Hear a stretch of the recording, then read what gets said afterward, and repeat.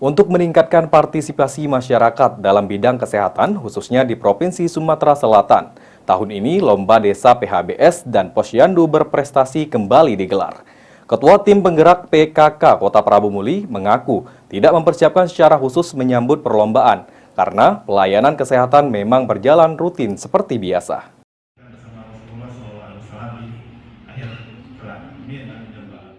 Kota Prabu Muli ikut serta dalam Lomba Desa PHBS dan Posyandu berprestasi tingkat Provinsi Sumatera Selatan tahun 2023.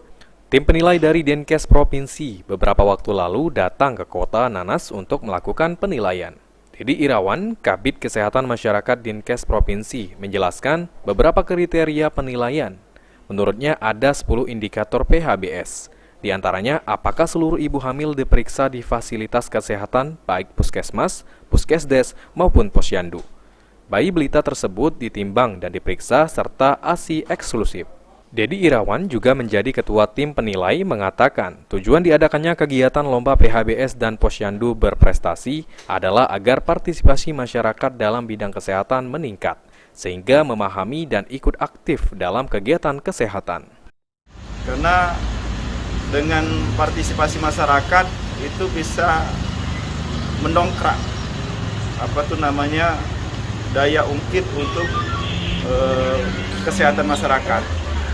Jadi goalnya itu ingin menggerakkan sebanyak-banyaknya masyarakat lintas sektor, ya, di kabupaten kota maupun sampai tingkat desa itu memahami dan ikut aktif dalam kegiatan kesehatan. Sementara itu, Ketua Tim Penggerak PKK Kota Prabu Muli, Suryanti Ngesti Rahayu, mengatakan ada 2 lokasi yang menjadi penilaian, yakni di Kelurahan Tugu Kecil dan Gunung Ibul Barat.